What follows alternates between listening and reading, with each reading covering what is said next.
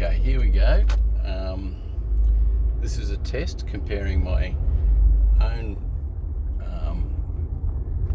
speed limit alert app, web app, and compared to the Magic Earth. Now, basically, as you can see, the size of the numbers for the speed and the speed limit at the top is from my web app, which is available from my speed limit locations website, speedcameralocations.com.au, the speed camera locations website. Just go to the state that you're interested in and click on the speed and camera alerts, and that will start the web app. For Victoria, I've got basically, for metro area, 80-90% of the speed limit signs, and basically started with the foundation provided by the government, and then added thousands of updates and speed signs that were incorrect and fixed them, and so a lot of work's gone into it to bring it up. Now for me, it works very well, because I obviously cover the areas that I drive in. Perhaps not so well for some other people, but I wrote it for myself because I found that the current group of apps that are out there, and particularly Waze is the main one, that does provide the speed limit on the display. Now I found, as a result, I think her name's Jill, one of my subscribers on my YouTube channel, suggested have I looked at this product called Magic Earth, and so I thought, yep, let's give it a go and see how it compares. Now overall, it's pretty reasonable. It's not perfect. None of the apps are, but it's quite what I'd call is reasonable, about 75% there. I haven't found a web app that actually meets what I'd be happy with. So, and it's creating my own. One is the size of the speed limit shown on the displays. The Magic Earth is actually larger than the Waze for showing the speed limit, and it makes the speed limit larger than the actual speed that you're going, which is good because you've always got your speedometer in the car. So the speed limit's the one that you don't know, but Waze makes your speed larger and the speed limit smaller, which just makes me shake my head. Waze has issues with time of day locations, where, say for Rosanna Road, which is one of the top, if not the top, red light speed camera locations, Waze does not pick up the change of day. So when it's 40 kilometres there an hour there, Waze will tell you that it's actually 60, which is not very good if you don't want to get a speeding ticket. Whereas Magic Earth actually picked that up, very much to my surprise.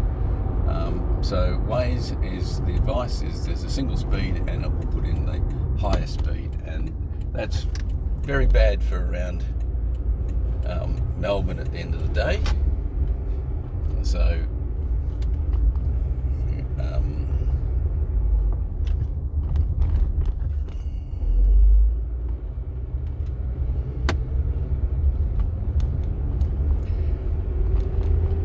So I created my web app. Now what I'm doing is testing it, and as you can see, there's spots here where I've turned around the corner, there is a speed sign, and there is the Magic Earth doesn't show the speed. There's another speed sign coming up soon, I think. I'm not so sure.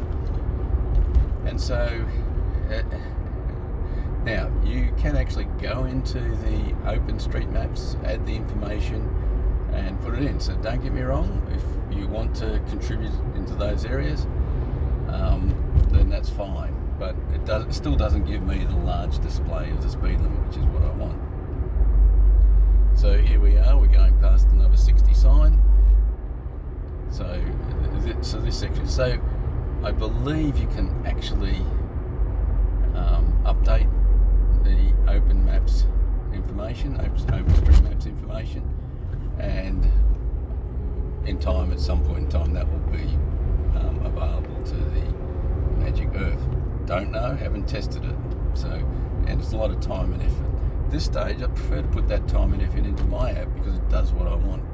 I've decided I really liked it, and I thought I was actually going to stop developing my app, my web app, but at this stage I actually find that the size of the display is the main feature, and I can just glance over, I can see by it goes green when I'm within 5 kilometres of the speed limit. I can just glance and look across and know that I'm doing close to the speed limit.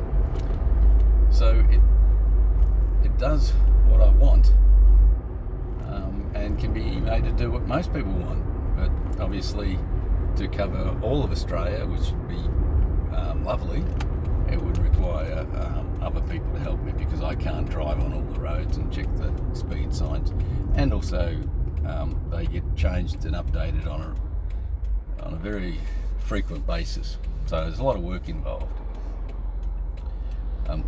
Luckily the majority of the speed limit signs don't change, but obviously the ones that do change, and they're usually areas, well, I won't say they're usually areas, but it's very possible that when they change the speed limit, they'll put speed cameras up there. So the mobile speed cameras. So you've got to keep in mind that if the speed limit's not giving you the right one, but also you should be paying attention to the speed limit signs. So roadwork signs won't be included in most applications.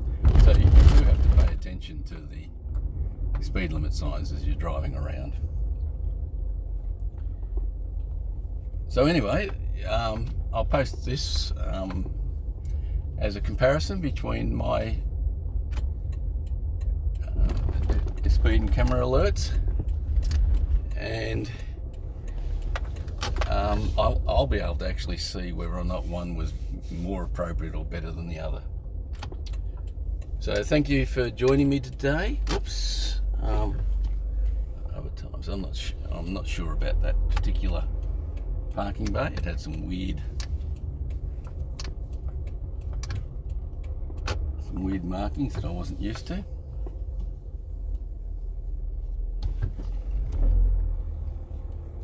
There's a bit of a leakage going across the road here.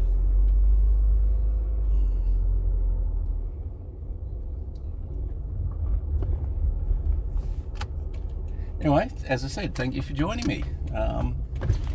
Till the next video.